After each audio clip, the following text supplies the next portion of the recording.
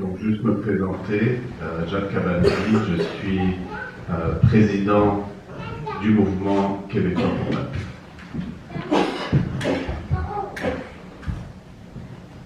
À travers les décennies passées, la lutte pour l'indépendance nationale du peuple palestinien a pris plusieurs formes, traversé plusieurs moments critiques, versé dans la tragédie, mais elle est restée vivante. Vivante d'un peuple qui a soif de justice et qui est resté debout malgré les dizaines de tentatives de le faire plier. Le dernier épisode qui a débuté le 7 octobre n'est que la dernière manifestation de cette volonté de venir à bout d'un peuple et d'une cause. Mais parions que le peuple palestinien, comme par le passé, sortira vainqueur et saura reconstruire et redessiner sa patrie à partir des ruines encore fumantes. Je vais dresser aujourd'hui un bref récapitulatif de l'histoire de cette quête pour l'indépendance nationale en distinguant trois phases. De l'année 48 à la guerre des 6 jours en 67, donc la première phase, de la guerre de 67 aux accords d'Oslo en 93, la deuxième phase, et des accords d'Oslo au 7 octobre qui représentent la troisième phase. Pour ceux qui connaissent cette histoire-là, pardonnez-moi, mais j'aimerais quand même la rappeler pour pouvoir dresser le bilan actuel de la lutte.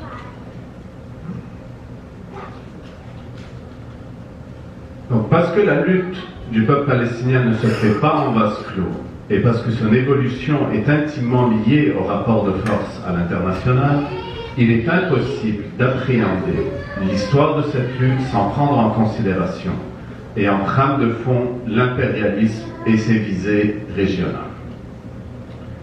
Si l'histoire de la colonisation sioniste de la Palestine remonte au XIXe siècle, c'est bien le plan de partage de novembre 1947 et surtout la guerre de nettoyage ethnique qui s'ensuivra qui marque le début du drame palestinien. Si le plan de partage de 1947 préconisait la création de deux États, un État juif et un État arabe, la guerre israélo-arabe qui s'ensuivra et dont l'État d'Israël sortira vainqueur est marquée par des massacres et un nettoyage ethnique planifié et systématique. Selon l'historien israélien Ilan Pappé, dont le livre « Nettoyage ethnique de la Palestine fait autorité », ce sont 531 villages détruits, 11 quartiers vidés de leurs habitants, 800 Palestiniens déracinés et la population arabe de nombreuses villes remplacées par les Juifs.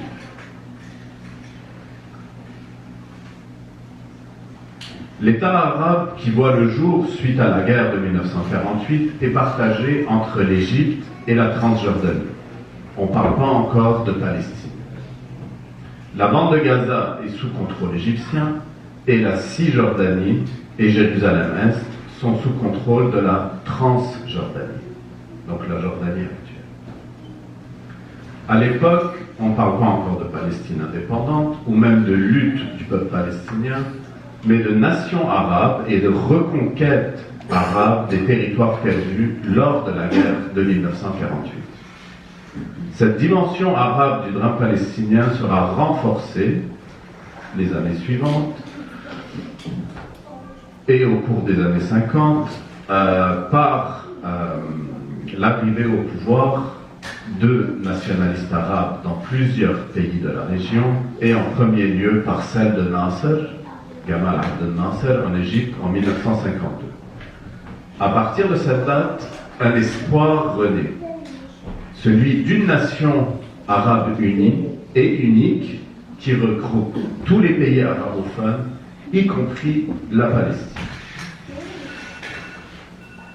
Jusqu'au choc de la défaite lors de la guerre des 6 jours en juin 67, les militants palestiniens étaient regroupés au sein des armées arabes respectives et organisés au sein de partis nationalistes arabes, à l'image de George Habash, le fondateur du Front populaire de libération de la Palestine, qui va créer à cette époque-là le mouvement nationaliste arabe. Quant à Yasser Arafat, il va créer en 1959 le mouvement Fatah et deviendra le personnage central du mouvement de libération de la Palestine à partir de 1967 et jusqu'aux années 90. Ces partis et d'autres moins importants seront représentés au sein de l'Organisation de libération de la Palestine, l'OLP, créée en 1964 par la Ligue arabe, avec comme objectif de participer à la libération de la Palestine dans le cadre de l'unité arabe. Donc on parle toujours encore ici d'unité arabe et non de lutte d'indépendance de la Palestine. Entre 48 et 67, le peuple palestinien rime avec nationalisme arabe. La défaite foudroyante de 67, qui voit l'armée israélienne occuper les territoires palestiniens sous contrôle de l'Égypte et de la Transjordanie, va changer radicalement la perception des Palestiniens quant à la libération de la Palestine elle-même. Désormais, l'autodétermination de la Palestine passe par les Palestiniens eux-mêmes. Fini le temps où l'on sous-traitait cet enjeu aux armées arabes qui se sont écroulées face à l'armée israélienne. Donc les conséquences de la défaite de 67 sont désastreuses. Occupation par Israël du Sinaï égyptien, du plateau du Golan syrien, de la Cisjordanie palestinienne qui, comme on l'a vu, était administrée par la Jordanie, et de la bande de Gaza palestinienne qui également, comme on l'a vu, était administrée par l'Égypte. Donc pour terminer sur cette période-là, en novembre 1967, la résolution 242 de l'ONU est adoptée à l'unanimité des membres du Conseil de sécurité de l'ONU, donc États-Unis compris, et celle-ci exige entre autres le retrait des territoires arabes récemment occupés par Israël.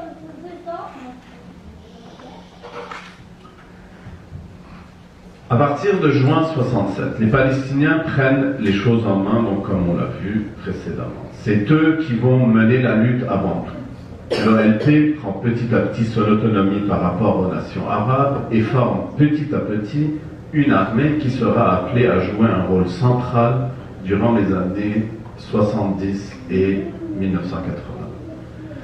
L'OLP deviendra également, durant ces 2 décennies, un embryon d'État en exil, ballotté de pays en pays, au gré des expulsions et des massacres que subiront les populations palestiniennes en exil. C'est aussi les années où la guerre entre Israël et l'OLP ne se fait pas en premier lieu à l'intérieur des territoires occupés de 67, mais à partir de certains pays frontaliers. De la frontière jordanienne jusqu'en 1970 et le massacre de septembre 70 plus connu sous le nom de septembre noir, et de 70 à 1982 à partir du Liban, et ce jusqu'à l'invasion israélienne de 82 et le retrait de l'OLP. Celle-ci s'installera désormais à Tunis, loin des frontières avec Israël. Avec le départ des Palestiniens loin des frontières israéliennes, l'OLP n'a plus d'autre choix que de lutter à partir du front intérieur, et donc de la Cisjordanie et de la bande de Gaza. Cette période coïncide avec le déclenchement de la première intifada en 1987, qu'on appellera également la guerre des pierres. Cet épisode est d'une importance primordiale dans l'histoire de la lutte de libération nationale palestinienne. C'est la première fois que le combat se déplace principalement à l'intérieur de la Palestine. C'est à noter. Donc pour revenir aux années 70 et 80, donc sur le plan diplomatique, ces décennies sont ceux de la reconnaissance internationale du peuple palestinien et de sa lutte. En novembre 1974, la résolution 3236 de l'Assemblée générale des Nations unies affirme le droit à l'autodétermination sans ingérence extérieure du peuple palestinien, son droit à l'indépendance et à la souveraineté nationale, et réaffirme également le droit inaliénable des Palestiniens chassés en 1948 de retourner dans leur foyer. C'est aussi, du côté palestinien, la déclaration d'indépendance de la Palestine, rédigée par Mahmoud Darwish, que le camarade a cité précédemment, en novembre 1988, et acceptée à l'unanimité par les membres de l'OLP lors de son congrès qui se réunit pour cette occasion à Alger. L'ONU prend acte de cette proclamation en février 1989 et ce sont 93 États membres de l'ONU qui, en février 1989, ont déjà reconnu la Palestine comme État souverain. Donc pour synthétiser, au sortir des années 80, l'OLP a réussi son pari, celui de faire reconnaître par la communauté internationale le droit inaliénable de la Palestine à l'autodétermination. C'est également vers la fin des années 80 que l'OLP a réussi à mener la bataille à l'intérieur des frontières de la Palestine occupée avec la première intifada. Mais au niveau international, la fin des années 80, c'est le début de la dislocation du bloc socialiste et en premier lieu de l'URSS. Les Palestiniens et l'OLP vont ainsi perdre un allié précieux qui les a accompagnés durant des décennies en les soutenant, autant au niveau diplomatique que par l'entremise des livraisons d'armes. Donc la troisième phase de la lutte de libération nationale palestinienne débute avec la fin de la première intifada et le début du processus de paix enclenché au début des années 90 et qui culmine avec les accords d'Oslo de 93. Ces accords, supposés mettre un terme au conflit israélo-palestinien par l'application des résolutions de l'ONU qu'on a évoquées précédemment, vont rapidement échouer. Comment aurait-il pu être autrement ? En effet, le début des années 90 coïncide avec l'émergence d'un monde unipolaire sous l'égide des États-Unis sortis vainqueurs de la guerre froide.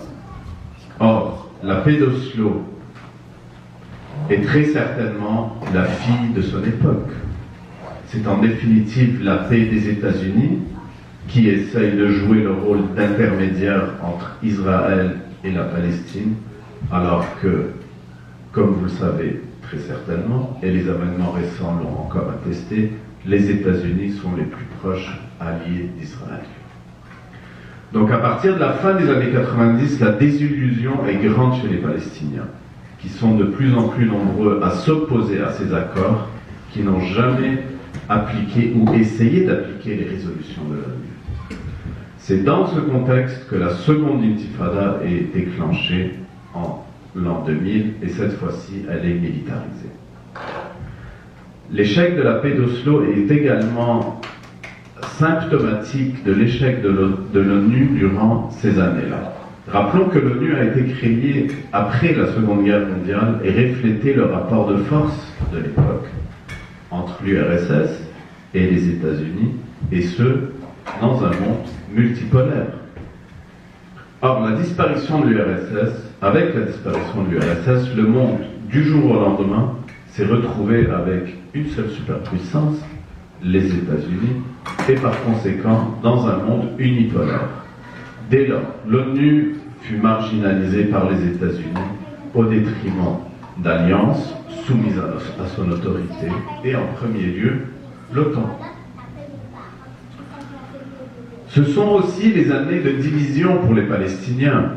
Avec l'échec des accords d'Oslo, c'est l'OLP qui est discrédité aux yeux d'une bonne partie des Palestiniens, et par conséquent, on assiste à l'émergence et au renforcement d'organisations hostiles à l'OLP et à la paix d'Oslo, telles que le Hamas.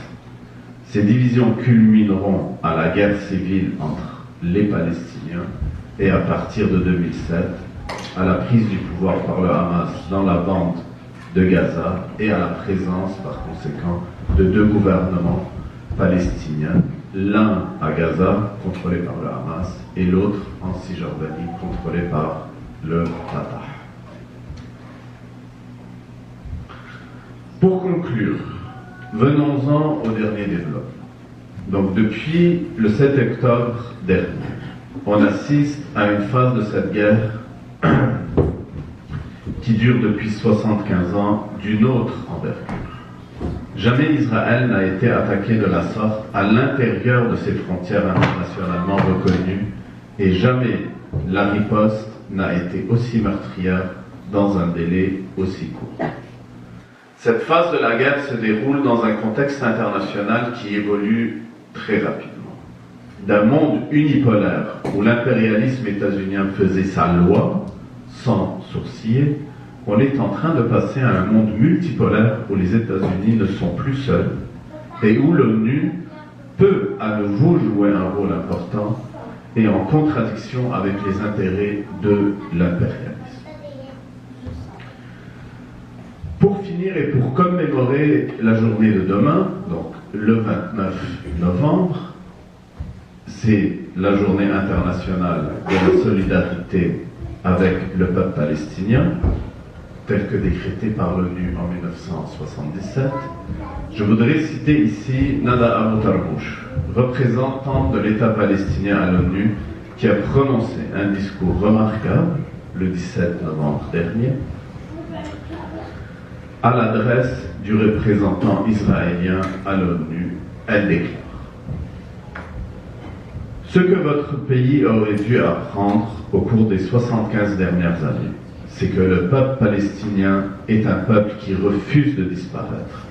Et vos menaces nucléaires, vos bombes, vos chars, vos bulldozers ne briseront jamais la volonté du peuple palestinien d'être libre et de vivre dans la dignité et la paix auxquelles tous les peuples ont droit.